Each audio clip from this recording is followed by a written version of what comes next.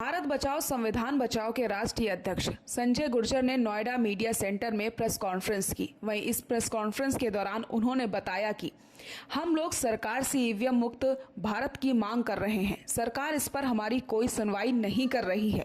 इसको लेकर के हम लोग 31 मार्च को दिल्ली के जंतर मंतर में अनिश्चितकालीन धरना प्रदर्शन करने जा रहे हैं। वहीं सरकार को चेतावनी दी गई है कि जब तक ईवीएम मुक्त भारत नहीं होगा तब तक हम लोग धरना जारी रखेंगे। साथ ही साथ संजय गुर्जर ने बताया कि बीजेपी पार्टी का सिर्फ काम जनता के बीच भेदभाव फैलाना है, जो हम बर्दाश्त नहीं करेंगे। भारत बचाओ संविधान बचाओ आंदोलन की कई सारी मांगे हैं। इनमें से सीएए और एनआरसी कानून को वापस लेने की मांग भी शामिल है। इस प्रेस कॉन्फ्रेंस में संत युवराज, जीवन ऋषि महाराज, नहीम मंसूरी, फखरुद्दीन मेवाकी, रतन सिंह और भी लोग शामिल रहे।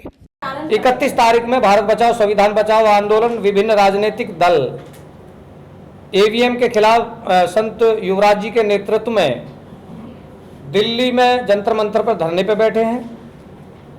5 मई से हम लोग पूरे गोरखपुर से लेके और दिल्ली जंतर मंतर पर आ रहे हैं, क्योंकि पूरे प्रदेश का कार्यकर्ता साथ होगा। भारत बचाओ संविधान बचाओ आंदोलन की जो मांग है, इनमें और मांग जोड़ने के बाद में इन सभी मुद्दों को लेकर हम लोग जो आंदोलन चलाएंगे। फिलहाल हम लोगों का जो प्रेस कॉन्फ्रेंस करने का मतलब है जिला गौतम बुद्ध नगर में, अभी हम लोग गोरखपुर में करके आए, अभी लखनऊ में भी प्रेस कॉन्फ्रेंस है। तो ये तो पूरे प्रदेश में चलती रहेंगी, क्योंकि हम लोग मुद्दों को अपना प्रभावी करना चाहते हैं, आप लोगों को बताना चाहते हैं कि भाई हम इसके लिए लड़ाई लड़ रहे हैं। सबसे सर्वप्रथम मांग ये है आपके माध्यम से कि देश के विकास की बात क्यों नहीं हो रही, बेरोजगारी की बात क्यों नहीं हो रही।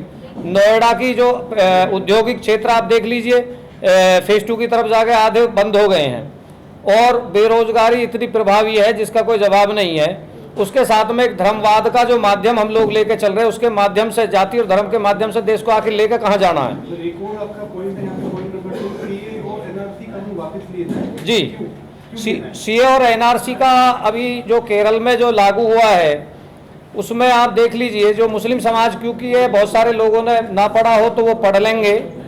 सीए और एनआरसी, यानी कि एनआरसी का सबसे बड़ा अगर कहीं नुकसान है और दिक्कत है तो पिछड़ों को आप देख लीजिए, जिनके पास में पूरे पर्याप्त कागज नहीं है उनके पूर्वजों के, उसमें सबसे बड़ी दिक्कत आएगी। अगर उत्तर प्रदेश में सीए और एनआरसी लागू हुआ तो लगभग 4 करोड़ लोग बाहर जाएंगे, जिसमें 1 करोड़ मुस्लिम भी जाएगा।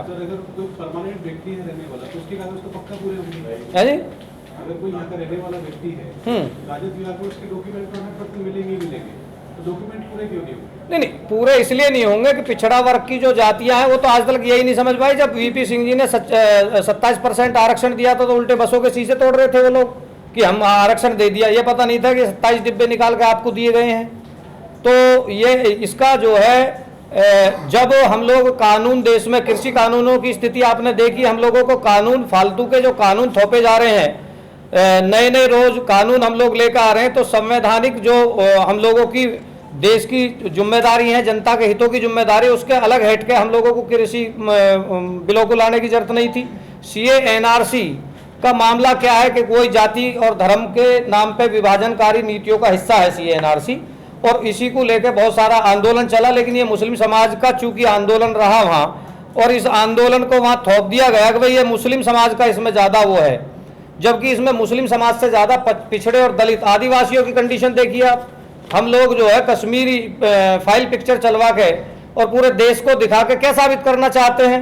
वहाँ आप देख लीजिए, मध्य प्रदेश में 2.25 करोड़ फेस्टिवल है, उनकी आज स्थिति देखिए। आप चले जाइए सोनभद्र और ये जो इलाका है पूर्वांचल के जिलों का, वहाँ आदिवासियों की स्थिति देखिए, उनके पास कहाँ पेपर है। हमारा आप तो जागरूक लोग हैं जो 2 टाइम की रोटी के लिए तरस रहे हैं, संघर्ष कर रहे हैं, उनके पास कहाँ मिलेंगे साहब पेपर।